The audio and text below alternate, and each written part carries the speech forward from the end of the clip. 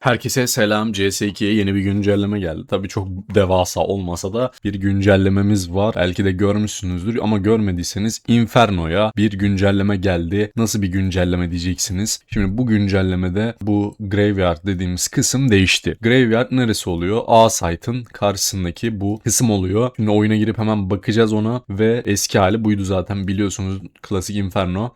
Bakın şu anki hali bu şekilde. Orayı kapattılar ve tam olarak şurayı da yükselttiler. Yani burası artık erişilemez bir nokta. Yani artık orayı kullanamıyoruz. Böyle bir güncellememiz var. Güncelleme notlarına hemen bakarsak burada çeşitli notlar var. Tavuk koşma animasyonundaki hafif bir eğim düzeltildi mesela. Bak günün en önemli haberi bu arada. Hani Inferno falan çok önemli detay değil. Tavuk koşma animasyonu hafif eğim düzeltilmiş. Bu arada bu videoda böyle bir hediyemiz var. Glock Shinobu. Buna katılmak için aşağıdan abone olup videoyu beğenip videoyla alakalı da bir yorum yaparsanız katılım hakkı kazanmış olacaksınız. Yorumlardan seçeceğim bu arada. 3 şartı da yerine getirmeniz lazım. Kontrol edeceğim. Bir önceki videoda AK Ice Cool hediyemiz vardı. Onu da bir sonraki videoda açıklayacağım. Çünkü 3 tane hediye vermiş olacağım bu 3 videoda. Bu 3 videoyu takip ederseniz zaten 3 gün falan sürecek. Yani 4. gün 3 hediye vermiş olacağım. 4. günde ekstradan 2 hediye daha gelecek. Yani o yüzden bence katılmanızı sağlayın. Burada terminale bir güncelleme geldi. Onu direkt göreceğiz şimdi. Topluluk pazarında şöyle bir mevzu var şimdi. Bir adet eşyanız burada mesela nerede benim famasım?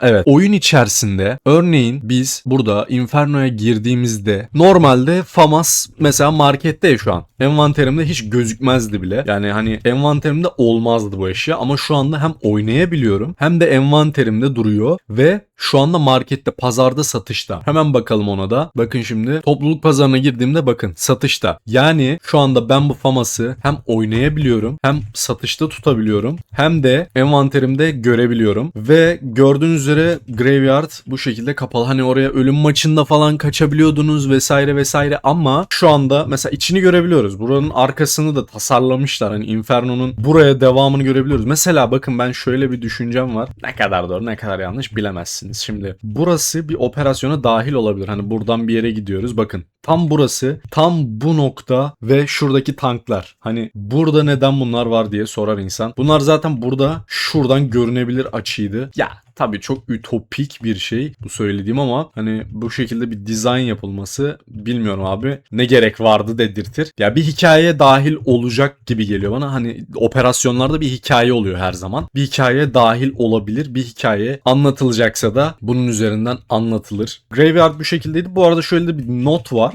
Eski demolarınızı Inferno'da izlerken mesela buraya çıkıyorsunuz ya hani mesela Graveyard'da gördüğünüz üzere bu şekilde oynatıyor. Error yazısı var. Burada gözüküyorsun ama mesela öldün bak.